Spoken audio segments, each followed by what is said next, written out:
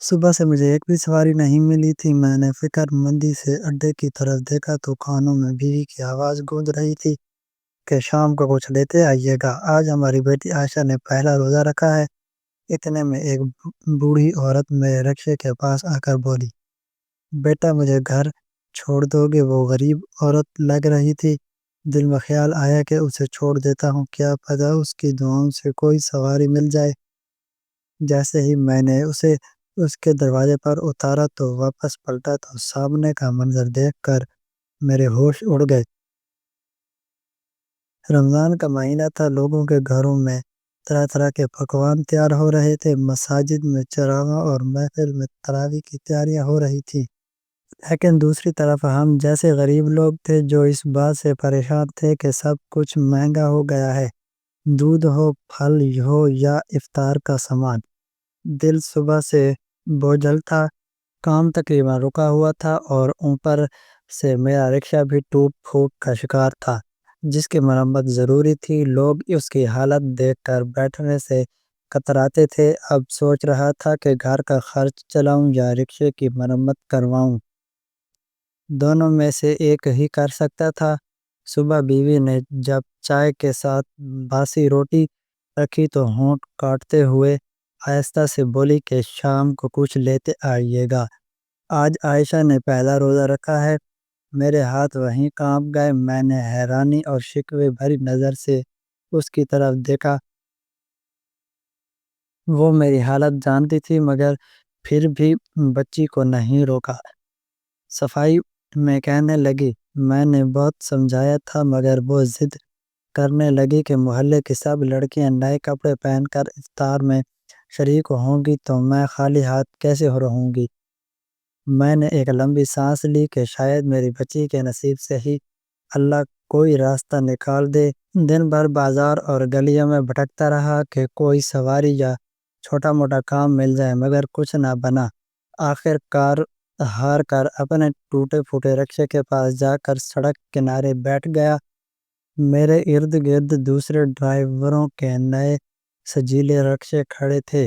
پہلے میری حالت ایسی نہ تھی۔ میں کپڑوں کی دکان پر کام کرتا تھا، آمدنی زیادہ نہ تھی مگر گزارا آرام سے ہو جاتا تھا۔ لیکن جب معاشی بحران آیا تو دکان بند ہو گئی اور میں بے روزگار ہو گیا۔ آہستہ آہستہ گھر کا سارا سامان بک گیا۔ بیوی نے سب کو چپ چاپ سہا، نہ کبھی شکایت کی، نہ کسی کے آگے ہاتھ پھیلایا۔ اللہ نے ہمیں ایک ہی اولاد دی تھی، میری بیٹی عائشہ، جو اب 8 سال کی ہو چکی تھی۔ جب حالات نے سنبھلے اور بیوی نے اپنی شادی کا زیور میرے ہاتھ میں دے دیا اور کہا، یا سین، اسے بیچ کر ایک رکشہ لے لو، کم از کم گھر کی دال روٹی تو چلتی رہے گی۔ میں نے شکر گزار نظروں سے بیوی کو دیکھا اور زیور بیچ کر ایک پرانا رکشہ خرید لیا۔ پچھلے 1.5 سال سے رکشہ چلا رہا ہوں مگر اخراجات پھر بھی پورے نہیں ہو پاتے۔ بیٹی کو پرائیویٹ سکول سے نکال کر سرکاری سکول میں داخل کرایا ہے۔ آج گرمی بھی شدید تھی۔ میں سر پکڑ کر بیٹھا ہی تھا کہ ساتھ والے ڈرائیور کی آواز آئی، یاسین، وقت ضائع نہ کرو، دھندے کا ٹائم ہے۔ جب پیسے نہیں تو رکشہ والوں سے پوچھنے کی کیا ضرورت ہے، پیدل کیوں نہیں چلتی؟ اس نے اور بھی کڑوی باتیں کہیں مگر میرا دل بس بجھ سا گیا۔ راشد کو تو صبح سے بھی 12 سواریاں مل چکی تھیں۔ اتنے میں ایک بوڑھی عورت میرے پاس آ کر بولی، بیٹا مجھے گھر چھوڑ دو گے؟ میں نے غور سے دیکھا، شاید بھیک مانگ کر لوٹ رہی تھی۔ پیروں میں پرانی چپل، ہاتھ میں پھٹا پرانا تھیلا، کپڑے جگہ جگہ سے سلے ہوئے اور چہرے پر فکر کی گہری لکیریں۔ میں ایک پل کے لیے اپنی ماں کی یاد میں کھو گیا جو پچھلے سال دنیا سے چلی گئی تھی۔ میری ماں بھی ایسی ہی کمزور اور غمزدہ دکھتی تھی۔ میں نے فوراً فیصلہ کیا کہ اس خاتون کو گھر چھوڑ آؤں۔ ویسے بھی سواریاں تو کوئی نہیں مل رہی تھیں، کیا پتہ اس کی دعاؤں سے اللہ مجھے رزق عطا فرما دے۔ میں نے انہیں سہارا دے کر بٹھایا اور ان کے بتائے ہوئے پتے کی طرف چل پڑا۔ وہ شہر سے دور ایک ویران بستی میں رہتی تھی جہاں زیادہ تر لوگ غربت میں جی رہے تھے۔ جب میں نے انہیں ان کے دروازے پر اتارا تو وہ میرے سر پر ہاتھ رکھ کر خوب دعائیں دینے لگی۔ میں مسکرا کر شکریہ کہنے والا تھا کہ انہوں نے میرے بازو کو تھام لیا اور اپنے پرانے تھیلے سے کافی رقم نکال کر میری طرف بڑھا دی۔ میں حیرانی سے انہیں دیکھنے لگا اور انکار کے لیے سر ہلایا تو وہ مسکرا کر بولی، بیٹا میں جانتی ہوں کہ تم بھی پریشان ہو، شام کا وقت ہونے والا ہے، تھوڑی دیر میں اذان مغرب ہوگی، لگتا ہے تم بھی روزے سے ہو، ایسا کرو اپنے گھر جاؤ اور اپنی بیوی بچوں کے ساتھ افطار کرو۔ بوڑھی عورت نے کہا، بیٹا جاؤ اپنے گھر والوں کے ساتھ مل کر روزہ افطار کرو، ویسے بھی میں تو اکیلی ہوں، جتنا اللہ نے مجھے دیا ہے وہی میرے لیے کافی ہے، کل کیا ہوگا یہ میرا رب بہتر جانتا ہے، میری دعا ہے کہ اللہ تمہارے گھر میں سکون، خوشی اور برکتیں بھر دے۔ میری آنکھوں میں آنسو آ گئے، جسے سب فقیر سمجھ رہے تھے اس کا دل اتنا بڑا کہ وہ اپنی محنت کی کمائی سے مجھے پیسے دے رہی تھی۔ ایک لمحے کو دل چاہا کہ انہی پیسوں سے افطاری کر لوں، مگر اگلے ہی لمحے بیٹی کا معصوم چہرہ آنکھوں کے سامنے آ گیا، جو اس امید پر روزہ رکھے بیٹھی تھی کہ اس کا باپ آج اس کے لیے اچھا لے کر آئے گا۔ میں نے وہ پیسے قبول کیے اور دل سے اس بوڑھی ماں کا شکریہ ادا کیا، پھر فوراً بازار گیا، کچھ پھل، تھوڑا دودھ اور مٹھائی لی اور گھر پہنچ گیا۔ بیوی نے سامان دیکھا تو خوشی سے آنکھوں میں آنسو آ گئے اور فوراً دسترخوان کی تیاری کرنے لگی۔ میری بیٹی خوشی سے اچھل رہی تھی، مغرب کی اذان ہونے والی تھی۔ میں وضو کر کے محلے کی مسجد میں چلا گیا۔ نماز اور افطاری کے بعد کچھ دیر مسجد کے صحن میں ستون سے ٹیک لگا کر بیٹھ گیا۔ اتنے میں محلے کے سیٹھ عبدالغفور کچھ لوگوں کے ساتھ بیٹھے باتیں کر رہے تھے، بڑے فخر سے بتا رہے تھے کہ رمضان میں انہوں نے مکہ میں افطاری کروائی ہے اور آج محلے کی مسجد میں بھی ان کے خرچ سے افطاری بانٹی جا رہی ہے۔ میں نے حسرت سے ان کی طرف دیکھا اور سوچا کاش سیٹھ صاحب کو یہ احساس ہوتا کہ اسی محلے میں کئی ایسے غریب گھر ہیں جو اصل میں ان کے خرچ کے زیادہ حقدار ہیں۔ اگر وہ دکھاوے کے بجائے خاموشی سے ایسے گھروں میں روشن پہنچا دیتے تو زیادہ ثواب ملتا۔ میں خاموشی سے اٹھ کر آ گیا۔ مغرب کی اذان کی آوازیں گونجنے لگیں اور ہم تینوں نے مل کر افطاری کی۔ میں نے اور بیوی نے اپنی بیٹی کو اپنے ہاتھوں سے کھجور اور دودھ دیا، پھر جیب سے 100 روپے نکالے اور بیٹی کو دیے اور کہا، بیٹا یہ تمہارا انعام ہے۔ معصوم سی بچی اس چھوٹی سی بات پر ہی بہت خوش ہو گئی۔ پھر وہ اور میری بیوی نماز کے بعد مسجد میں چلی گئی۔ میں بھی بعد میں مسجد گیا تو دیکھا لوگ سیٹھ عبدالغفور کی تعریفیں کر رہے تھے کہ ان کے گھر سے کتنا عمدہ کھانا آیا ہے۔ سیٹھ صاحب ہاتھ جوڑ کر سب کا شکریہ ادا کر رہے تھے۔ اتنے میں میری نظر کچھ بچوں پر پڑی جو پلیٹوں میں بچا ہوا کھانا ضائع کر رہے تھے۔ اللہ کی نعمت کا یہ ضیاع دیکھ کر میرا دل ٹوٹ گیا، مگر کچھ کہنا خود پر مصیبت لانے کے مترادف ہوتا۔ میرے لیے تو وہ بوڑھی عورت کسی فرشتے سے کم نہ تھی جس نے اس دن میرا سہارا بنایا تھا۔ کچھ دن یوں ہی گزر گئے۔ ایک روز جب میں سواری چھوڑنے جا رہا تھا تو سامنے سے آنے والی ایک تیز رفتار گاڑی نے میرے رکشے کو زور سے ٹکر مار دی۔ سوار کو تو معمولی چوٹیں آئیں مگر میری دونوں ٹانگیں بری طرح کچل گئیں۔ لوگوں نے مجھے ہسپتال پہنچایا اور کچھ نے وہیں میری مدد بھی کی۔ مجھے اپنے سے زیادہ فکر اپنے پرانے رکشے کی تھی جو گھر کا سہارا تھا۔ کسی نے میری بیوی کو اطلاع دے دی، وہ روتی بلکتی ہسپتال پہنچی۔ میری حالت دیکھ کر ٹوٹ گئی۔ آپریشن ہونا تھا مگر ہمارے پاس پیسے نہیں تھے۔ بیوی نے رشتہ داروں سے مدد مانگی مگر سب نے بہانے بنا دیے۔ ہسپتال والوں نے ایک صاحب غیر کی مدد سے آپریشن تو کروا دیا لیکن مناسب دوا اور خوراک کی کمی سے میری ٹانگوں میں انفیکشن پھیل گیا۔ دوائیں اتنی مہنگی تھیں کہ ہم خرید ہی نہ سکتے تھے۔ چند دن بعد ہسپتال نے یہ کہہ کر چھٹی دے دی کہ اب گھر پر دیکھ بھال کریں۔ میں بستر پر پڑا رہ گیا۔ میری بیٹی عائشہ یہ سب دیکھ کر خوفزدہ ہو گئی تھی۔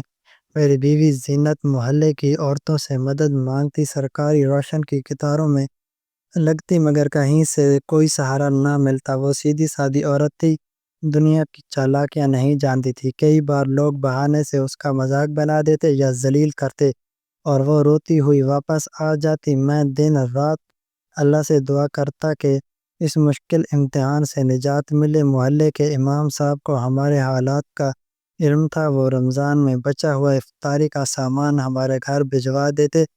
ایک دن میں نے زینت سے کہا، بیگم سیٹھ عبدالغفور کے گھر جاؤ اور ان کی بیگم سے کہو کہ سیٹھ جی سے بات کروا دے۔ یہ سن کر وہ افسردہ ہو گئی کیونکہ پہلے ہی کئی گھر سے خالی ہاتھ لوٹ چکی تھی، مگر میری ضد پر چلی گئی کیونکہ سنا تھا کہ اس بار سیٹھ صاحب مسجد میں بڑا افطاری پروگرام کروا رہے ہیں۔ امید تھی کہ اگر وہ چند ہزار روپے کا راشن یا دوائی کی مدد کر دیں تو شاید میری حالت سنبھل۔ عائشہ میرے پاس کھیل رہی تھی۔ اچانک دروازہ کھلا اور زینت روتی ہوئی اندر آئی۔ وہ کانپتی ہوئی میرے پاس آئی اور پھر اپنی مٹھی کھول کر اس میں دبے 1000 روپے میرے سامنے پھینکتے ہوئے روتی ہوئی کمرے میں جا کر بند ہو گئی۔ میں عائشہ کے سامنے کچھ پوچھ بھی نہ سکا۔ دل لرز گیا، ایک خوف سا طاری ہو گیا۔ میں نے فوراً بیٹی سے کہا، بیٹا ذرا کچھ دیر پڑوس والی خالہ کے گھر چلی جاؤ۔ میں نے عائشہ سے کہا، بیٹا تم ذرا شکیلہ چچی کی پوتی کے ساتھ کھیل لو، وہ بھی کئی دنوں سے گھر میں بند ہو کر بور ہو رہی ہے۔ عائشہ خوشی خوشی چچی کے گھر چلی گئی۔ مجھے ہمیشہ زینت ہی سہارا دے کر بستر سے اٹھاتی تھی، مگر اس وقت میں نے بڑی ہمت کر کے خود کو بستر سے گھسیٹ کر دروازے تک پہنچایا اور زور زور سے دروازے پیٹنے لگا۔ اندر سے صرف زینت کی سسکیوں کی آواز آ رہی تھی۔ میں نے ہوتے ہوئے کہا، زینت تمہیں خدا کا واسطہ ہے، عائشہ کی قسم ہے، دروازہ کھولو، مجھے بتاؤ کیا ہوا ہے، میرا دل غم سے پھٹ جائے گا۔ کچھ لمحے خاموش رہی، پھر دروازہ کھلا۔ وہ پھوٹ پھوٹ کر رو رہی تھی اور اب مجھے کسی وضاحت کی ضرورت نہ تھی۔ میں نے اپنی زندگی کے 10 سال اپنی بیوی کے ساتھ گزارے تھے، جانتا تھا کہ وہ ایسا کچھ نہیں کر سکتی، لیکن میں غریب تھا، اگر کسی کو بتاتا تو کون یقین کرتا، الٹا میری بیوی کی عزت کا تماشا بن جاتا۔ کاش میں نے زینب کو عبدالغفور کے گھر نہ بھیجا ہوتا، کاش اس حادثے میں ہی مر گیا ہوتا۔ میں پھوٹ پھوٹ کر رونے لگا۔ اتنے میں عائشہ گھر لوٹ آئی۔ ہمیں روتا دیکھ کر وہ گھبرا گئی اور زور زور سے رونے لگی۔ شور سن کر شکیلہ چچی ہمارے گھر آ گئیں۔ زینت کی حالت دیکھ کر وہ بھی رو پڑیں۔ میں سر جھکائے بیٹھا تھا۔ چچی نے میرے سر پر ہاتھ رکھ کر کہا، یاسین بیٹا تمہاری حالت دیکھ کر دل ٹوٹ گیا، کہو تو محلے کی عورتوں کو بلا کر اس عبدالغفور کو سبق سکھائیں جو ہر سال حج عمرہ کرتا ہے، مسجدوں میں چندہ دیتا ہے، لیکن دوسروں کی بیوی بیٹیوں کی عزت کا خیال نہیں کرتا۔ یہ سن کر زینت نے ہاتھ جوڑ دیے اور روتے ہوئے بولی، چچی میری منت ہے، ایسا نہ کرنا، نہیں تو یہ لوگ ہمیں محلے سے نکال دیں گے۔ میری ایک ہی بیٹی ہے، کل کو اس کے رشتے پر انگلی اٹھے گی، میں بھوک بیماری غربت سب سہ لوں گی، مگر بدنامی نہیں۔ اگر کوئی راستہ نہ بچا تو ہم تینوں اپنی زندگی ختم کر دیں گے۔ یہ سن کر چچی بھی کانپ گئیں اور کچھ دیر ہمیں دلاسا دے کر چلی گئیں۔ شام کو ان کا بیٹا گھر آیا تو وہ اس کے ساتھ آٹا، دال، چاول اور تیل لے آئیں۔ زینت کو ہمت دی اور کہا، بیٹی تم نہیں ٹوٹی ہو، حالات ٹوٹے ہیں، یہ بھی ایک دن بدل لیں گے۔ رات بھر ہم جاگتے رہے۔ زینت روتے روتے اٹھ کر نماز کی تیاری کرنے لگی۔ فجر سے پہلے ہی چولہا جلا دیا۔ عائشہ سو رہی تھی اور میں بستر پر بیٹھا ایک پتھر کی طرح خاموش تھا۔ زینت میرے پاس آ کر چائے رکھی اور بولی، یاسین یہ چائے پی لو، تمہاری خاموشی مجھے مار ڈالے گی، کچھ تو کہو۔ میں نے اپنی بیوی کی طرف دیکھا جس نے میری وجہ سے اپنی عزت گنوا دی تھی۔ میں کیسا شوہر تھا کہ وہ میرے ہوتے ہوئے بھی محفوظ نہ رہی۔ میں نے اس کا ہاتھ پکڑ کر کہا، زینت میں تمہارے بارے میں کچھ غلط نہیں سوچ رہا، میں اپنی بے بسی پر شرمندہ ہوں، کاش تمہیں وہاں نہ بھیجتا۔ ہم دونوں خاموش بیٹھے رہے۔ اتنے میں مسجد سے اذان کی آواز آنے لگی۔ میں نے دل میں ایک فیصلہ کر لیا کہ اب مجھے کیا کرنا ہے۔ اگلی صبح میں نے عائشہ کو شکیلہ چچی کے پاس چھوڑا اور کہا کہ میں ہسپتال جا رہا ہوں، لمبی لائن ہوتی ہے، شاید دیر ہو جائے۔ چچی نے خوشی سے عائشہ کو رکھ لیا۔ زینت بالکل خاموش تھی۔ میں اس کی مدد سے رکشے میں بیٹھ گیا۔ ہماری منزل شہر کا بڑا چوراہا تھا جہاں کئی لوگ سڑک کنارے بھیک مانگتے تھے۔ ہم وہاں پہنچے تو زینت حیرت سے مجھے دیکھنے لگی اور پھر خاموش ہو گئی۔ میری حالت سب کے سامنے تھی، بگڑتی طبیعت، زخم اور پرانی پٹی سے بہتا خون۔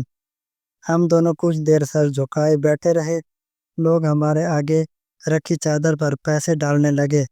زینت شرم سے زمین میں گر جانا چاہتی تھی۔ میں نے خود اپنے ہاتھ پھیلا دیے تھے۔ ہم دونوں خاموش تھے۔ شام ہونے تک ہمیں امید سے زیادہ پیسے مل گئے۔ کسی عزت دار انسان کے لیے یہ لمحہ بہت کڑا ہوتا ہے جب اسے ہاتھ پھیلانا پڑ جائے۔ کسی کے سامنے ہاتھ پھیلانا بہت کڑوا گھونٹ ہوتا ہے، لیکن یہ ہماری مجبوری تھی۔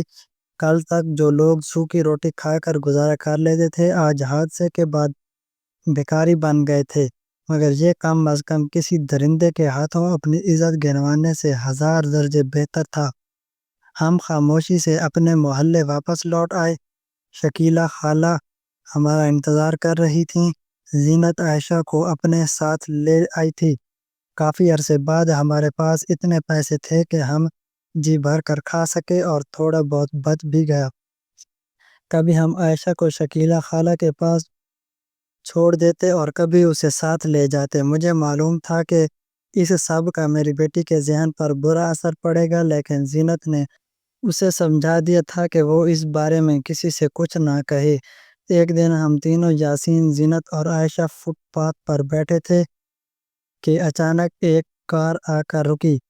اس میں سے جو شخص اترا اسے دیکھ کر میرے چہرے پر شکنیں پڑ گئیں، کیونکہ وہ عبدالغفور کا بیٹا تھا۔ وہ شاید کسی کام سے وہاں آیا تھا۔ اترتے ہی اس نے اپنے موبائل سے میری اور زینت کی تصویریں بنانا شروع کر دیں۔ وہاں موجود لوگوں نے اسے روکنے کی کوشش کی تو وہ بحث کرنے لگا اور بولا، یہ آدمی ہمارے محلے کا ہے، محلے والے اس کی بہت مدد کرتے ہیں۔ میرے والد نے خود اس کی بیوی کے علاج کے لیے پیسے دیے تھے، لیکن یہ آدمی جان بوجھ کر یہاں بیٹھ کر بھیک مانگتا ہے تاکہ بھیک کو دھندا بنا سکے۔ اس کی باتیں سن کر کچھ لوگ ہمیں برا بھلا کہنے لگے اور کچھ اسے روکنے کی کوشش کرنے لگے۔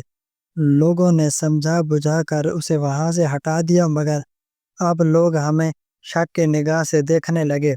میرے پاس اپنی ساری میڈیکل رپورٹس تھیں۔ میں نے وہاں کھڑے لوگوں سے کہا، میں شوق سے بھیک نہیں مانگ رہا ہوں۔ اگر کبھی محلے والوں نے ہماری مدد کی بھی ہے تو اس کے بدلے میں میری بیوی اور بیٹی کے ساتھ ان کا رویہ انتہائی برا رہا۔ اگر میں نے اپنے آپریشن کے لیے پیسے جمع نہ کیے تو میری دونوں ٹانگیں کاٹنے کا خطرہ ہے۔ میں چاہ کر بھی وہاں موجود لوگوں کو یہ نہیں بتا سکا کہ جس شخص نے ابھی ابھی ہماری بے عزتی کی ہے، اس کے والد عبدالغفور نے میری بیوی کے ساتھ کیا سلوک کیا تھا۔ اسی دوران وہاں ایک اور گاڑی رکی۔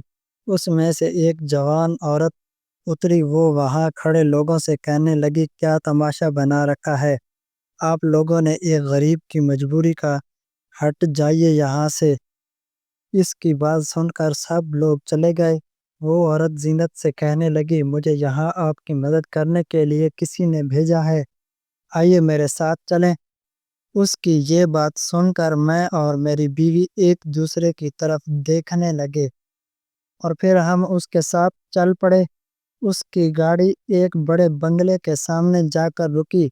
ہم تینوں حیران پریشان اس شاندار بنگلے کو دیکھنے لگے۔ جب ہم اندر پہنچے تو وہاں ایک بوڑھی عورت بیٹھی ہوئی تھی۔ اسے دیکھتے ہی ہم جیسے سکتے میں آ گئے۔ یہ تو وہی نہایت غریب عورت تھی جو ایک دن بھیک مانگنے کے بعد میرے رکشے میں بیٹھی تھی اور جس نے مجھے خاص پیسے دیے تھے اور کہا تھا کہ چند دنوں میں تمہاری زندگی بدل جائے گی۔ وہ بوڑھی عورت مسکراتے ہوئے اٹھی اور میرے سر پر ہاتھ رکھ کر اس عورت سے بولی، ماریا بیٹی، یہی ہے وہ نوجوان جس نے اس دن مجھے گھر پہنچایا تھا۔ اس عورت جس کا نام ماریا تھا ہمارا شکریہ ادا کیا اور جو بات ہمیں بتائی اسے سن کر میرے قدموں تلے زمین نکل گئی۔ دراصل وہ بوڑھی عورت کوئی بھکارن نہیں تھی، بلکہ اس کے سوتیلے بیٹے نے شوہر کی وفات کے بعد اسے ہر چیز سے بے دخل کر کے گھر سے نکال دیا تھا۔ اسی وجہ سے وہ کسی چوراہے پر بھیک مانگنے پر مجبور ہو گئی تھی اور پھر اپنے پرانے مکان میں جا کر رہتی تھی۔ ماریا اس کی سگی بیٹی تھی جو شادی کے بعد اپنے شوہر کے ساتھ امریکہ چلی گئی تھی۔ جس دن میں نے اس بوڑھی ماں کو گھر چھوڑا تھا، ٹھیک اگلے دن ماریا اپنی ماں کو ڈھونڈتے ڈھونڈتے ان کے پرانے مکان تک پہنچی اور پھر اسے اپنے ساتھ اپنے بڑے سے بنگلے میں لے گئی۔ اس بوڑھی عورت نے ماریا کو بتایا کہ ایک دن اس کی طبیعت بہت بگڑ گئی تھی اور وہ گھر جانے کے لیے کسی سواری کی تلاش میں تھی، لیکن کوئی بھی اسے لے جانے کو تیار نہ تھا۔ تب میں نے اس سے اپنے رکشے میں بٹھا کر گھر چھوڑا تھا۔ اس کا ارادہ تھا کہ وہ اگلے دن مجھے ڈھونڈ کر اپنی زندگی بھر کی جمع پونجی میں سے کچھ رقم دے دے، لیکن وہ 2 دن تک بستر سے اٹھ ہی نہیں سکی۔ جب وہ تیسرے دن مسجد کے قریب والے چوراہے پر پہنچی تو وہاں اسے پتہ چلا کہ یاسین کا بڑا ایکسیڈنٹ ہو گیا ہے اور اب وہ معذور ہو کر بستر سے لگ گیا ہے۔ یہ سن کر ماں بیٹی مجھے ڈھونڈنے لگے، مگر تب تک میری حالت اتنی خراب ہو چکی تھی کہ مجھے مجبوراً مسجد کے باہر بھیک مانگنی پڑی۔ وہیں عبدالغفور کے بیٹے نے میری اور زینت کی تصویریں سوشل میڈیا پر ڈال دیں اور یہ بھی لکھ دیا کہ یہ شخص جان بوجھ کر اپنا حلیہ بدل کر لوگوں کے جذبات کا فائدہ اٹھا رہا ہے۔ ایسے فراڈیوں سے بچیں اور ان جیسے لوگوں کی مدد کر کے اصلی حقداروں کا حق مت چھینیں۔